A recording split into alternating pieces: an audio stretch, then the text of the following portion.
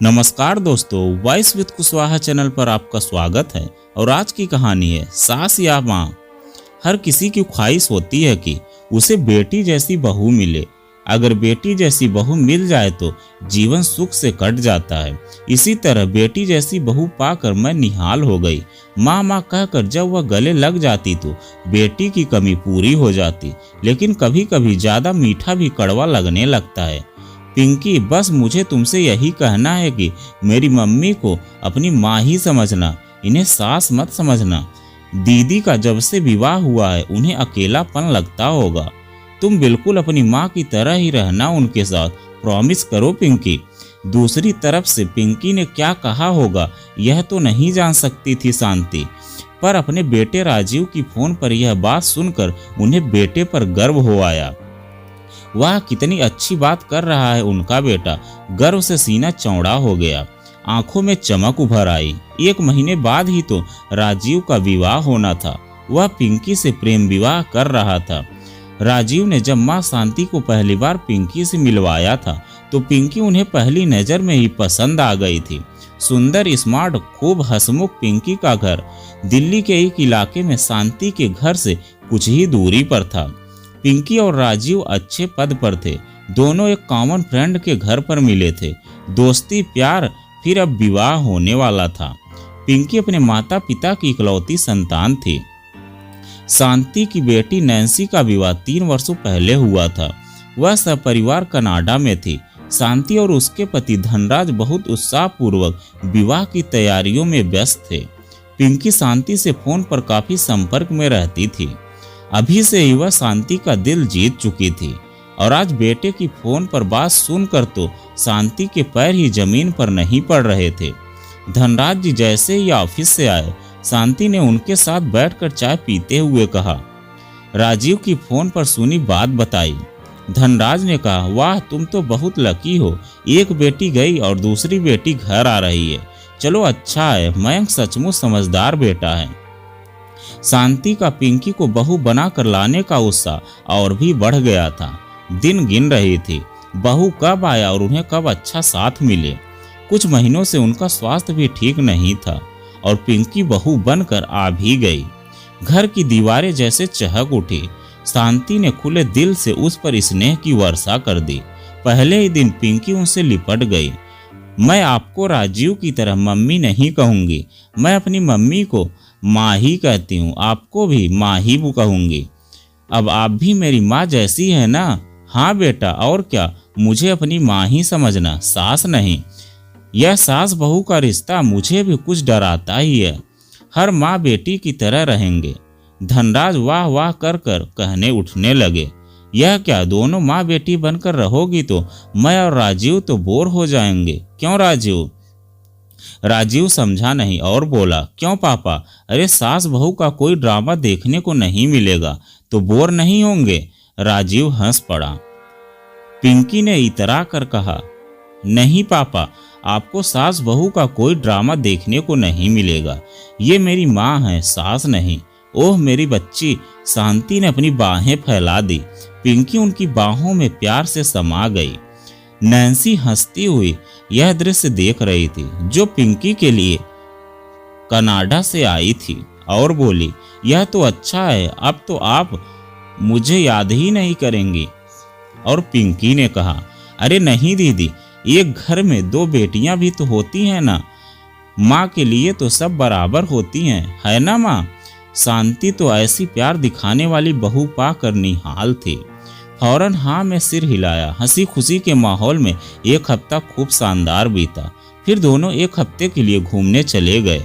वहां से भी पिंकी शांति को माँ कर कर लगातार संपर्क में रही। शांति बहुत खुश थी। जिस दिन राजीव और पिंकी घूमकर वापस आए, पिंकी ने घर में घुसते हुए अपने बैग जमीन पर पटके और आराम से सोफे पर पसर गई। ओह माँ, थक गई, चाय चाहिए। रात के 8 बज रहे थे। नैन्सी का पति विवेक विवाह अटेंड करके लौट चुका था। वहां उसके माता पिता भी विवेक और नैन्सी के साथ ही रहते थे। शांति ने कहा, पर बेटा अब तो खाना ही लग गया है, तुम लोग फ्रेश होकर खाना खा लो, पहले चाय बाद में पी लेना। नहीं माँ, चाय पीने का मन है, बना दो ना। पिंकी ने इस तरह कहा कि नैन्सी को हंसी आ गई। उसने शांति को देखकर आंख मारते हुए कहा, आपकी दूसरी बेटी के लिए मैं चाय बना लाती हूँ। चाय आने तक पिंकी फ्रेश हो चुकी थी। राजीव भी सोफे पर बैठा था। शांति राजीव से ट्रिक के बारे में पूछती रही। धनराज भी आ गए तो सबने खाना शुरू कर दिया। खाना देखकर पिंकी ने कहा, माँ छोले तो ठीक है पर यह आलू गोभी, माँ मेरा दिमाग खराब हो जाता है आलू गोभी देखकर। शांति चौंकी, ओह पसंद नहीं है? ना माँ बिल्कुल नहीं, मुझे यह टिफिन में कभी मत देना। धनराज ने कहा, तुम्हें ऑफिस में टिफिन चाहिए? मैं और राजीव तो ऑफिस की कैंटीन में ही खा लेते हैं। शांति के ऊपर सुबह खाने का काफी काम आ जाता था। उसकी तबीयत भी ठीक नहीं रहती, पर पापा माँ हमेशा टिफिन देती थी। कैंटीन का खाना तो मैं रोज खा ही नहीं सकती। शांति के चेहरे पर कुछ सोचने के भाव आए। फिर पूछ लिया, क्या ले जाना पसंद करोगी बेटा? खूब अच्छी अच्छी चीजें माँ। राजीव ने कहा, तुम एक काम करना, थोड़ी जल्दी उठकर मम्मी के साथ किचन देख लेना कि क्या बनाना है। ना बाबा ना, सुबह कहाँ किचन में जाने का मन होगा। घर में टिफिन माँ ही बनाती थी। ये भी तो अब मेरी माँ ही है। अब मेरा यही घर है, यही है माँ, है ना माँ? भोला चेहरा लिए पिंकी ऐसे बातें कर रही थी कि किसी को पल भर को कुछ सूझा ही नहीं। धनराज और नैन्सी की नजरें मिली। दोनों ने अपनी हंसी मुश्किल से रोकी। नैन्सी काफी स्नेहिल स्वभाव की लड़की थी। बोली, मम्मी आप मेरा टिफिन बनाती थी ना, अब पिंकी का भी बना देना। शांति ने ठंडी सांस लेते हुए हाँ में सिर हिला दिया। वे रात को सोने लेटी तो धनराज ने उन्हें छेड़ा, कैसा लग रहा है एक और बेटी की माँ बनकर? शांति ने उन्हें घूरा तो धनराज जी हंस पड़े। रात के 11 बज रहे थे। इतने में पिंकी की आवाज आई, माँ माँ अब क्या हुआ? कहती हुई शांति अपने बेडरूम से बाहर निकली। क्या हुआ बेटा? माँ बहुत दिन हो गए, गरम दूध चाहिए। सोने से पहले मुझे गरम दूध पीने की आदत है। हाँ ले लो बेटा, तुम्हारा घर है, जाओ ले लो। नहीं माँ आप दे दीजिए, मैं थक गई हूँ, प्लीज माँ। अच्छा। शांति को जैसे करंट सा लग गया था।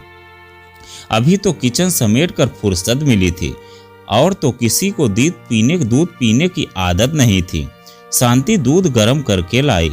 इतनी देर में पिंकी सोफे पर लेटकर अपने फोन में कुछ कर रही थी। माँ माँ सुनकर नैन्सी भी आ गई थी। पिंकी गटागट दूध पी गई और बोली, थैंक्स माँ, अब अच्छी नींद आएगी। माँ मुझे रोज रात में दूध देना। फिर शांति से लिपट कर उनका गाल चूम कर और बोला, बाय, गुड नाइट माँ। गुड नाइट दीदी।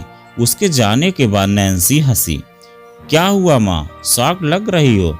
नैन्सी के कहने के ढंग पर शांति को हंसी आ गई।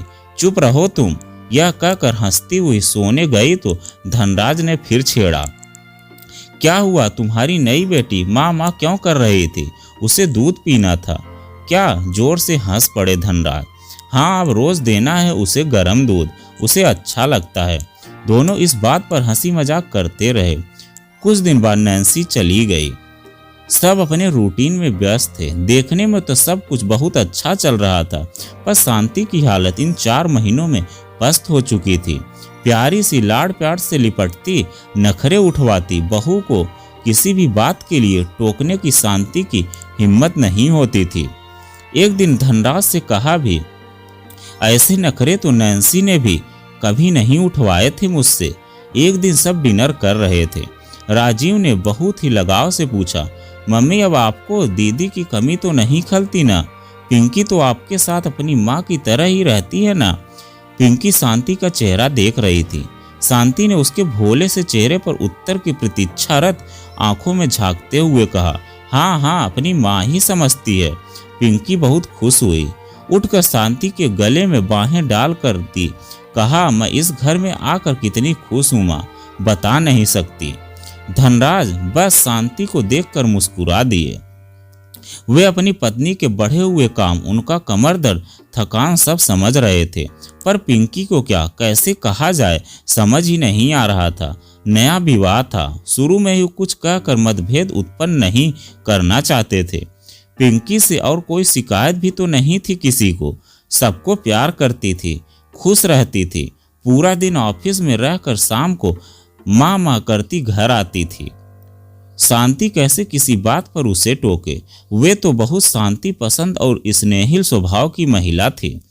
पिंकी को घर के कामों में हाथ बटाने का कोई शौक न था, न उसे जरूरत महसूस हो रही थी। साफ सफाई करने वाली मेड लक्ष्मी ही शांति का हाथ बटा रही थी। एक दिन धनराज ने सलाह दी, शांति लक्ष्मी से कहो खाना भी बना दिया करे। अपनी नई बेटी से तो तुम्हें कुछ हेल्प मिलने के आसार नजर नहीं आ रहे हैं। लक्ष्मी पुरानी मेड थी, घर की सदस्य की तरह ही थी। वह अब शांति के कहे अनुसार खाना भी बनाने लगी थी। अब शांति को कुछ आराम हुआ, बैक पेन में कुछ राहत सी मिली। पिंकी के आने से पहले वह सब संभाल तो रही थी, पर जब से पिंकी आई थी उनका काम बहुत बढ़ गया था। पहले तो जो भी बनता था तीनों खा लेते थे, पर पिंकी के खाने पीने में खूब नखरे थे। उसके लिए कुछ अलग ही अचानक बनाना पड़ जाता था। माँ माँ करके कुछ फरमाइश करती तो शांति कुछ मना कर ही नहीं पाती थी। रात को सब डिनर कर रहे थे। पिंकी चुप सी थी। शांति ने पूछा, क्या हुआ बेटा, थक गई क्या? बहुत चुप हो। माँ, हाँ बोलो ना, एक बात कहूँ। अरे बोलो ना, क्या हुआ? माँ, मुझे लक्ष्मी आंटी के हाथ का खाना उतना अच्छा नहीं लग रहा है, पर वह वैसे ही बनाती हैं जैसे मैं बनाती हूँ। उस पर माँ, आप जैसी रोटी नहीं है उनकी। राजीव ने कहा, तो क्या हुआ, ये भी काफी अच्छी हैं, पर मुझे माँ के हाथ की रोटी अच्छी लगती है ना। चुपचाप खा लो पिंकी, खाना अच्छा है, राजीव ने फिर कहा। पर पिंकी तो अपनी तरह की एक ही बहू थी। बोली, माँ बस मेरे लिए 2 रोटी बना दोगी कल से, प्लीज। शांति को धक्का सा लगा। क्या है यह लड़की, समझ ही नहीं आया क्या कहे। पिंकी ने फिर कहा, बस मेरी 2 रोटी बनाने में तो आपको तकलीफ नहीं होगी ना। राजीव ने कहा, अरे चुपचाप खा लो, जैसी बनी है। एक तो तुम कुछ भी काम नहीं करती, क्यों माँ का काम बढ़ाती रहती हो। पिंकी ने उसे घूरा, तुम चुप रहो, मैं अपनी माँ से बात कर रही हूँ, तुम्हें क्या परेशानी है। धनराज और शांति एक दूसरे का मुंह देख रहे थे, क्या कहें अब। शांति ने कह दिया, हाँ बना दूंगी। ओह माँ, आप कितनी अच्छी हैं, बिल्कुल मेरी माँ की तरह। वे भी मेरी हर बात मान जाती हैं। कहते कहते उठकर शांति के गले में बाहें डाल दी पिंकी ने। सोने से पहले पिंकी को गर्म दूध का गिलास पकड़ाकर शांति कमरे में आई। आंखों पर हाथ रखकर लेट गई। आज दिन भर उनकी तबीयत ढीली ही थी। धनराज ने पूछा, क्या हुआ? कुछ नहीं, कहती हुई वह मुस्कुराई तो धनराज हंस पड़े।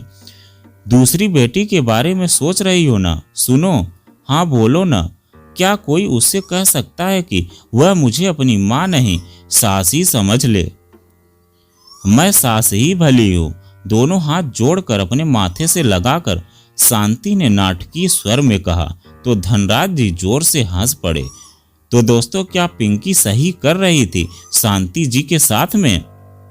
तो दोस्तों, यह कहानी आपको कैसी लगी कमेंट में लिखकर जरूर बताइएगा। अगर आप हमारे चैनल पर नए हैं तो प्लीज़ चैनल को सब्सक्राइब कीजिएगा और वीडियो को लाइक कीजिएगा। तो चलिए मिलते हैं एक नई कहानी के साथ एक नए वीडियो में। बहुत बहुत धन्यवाद।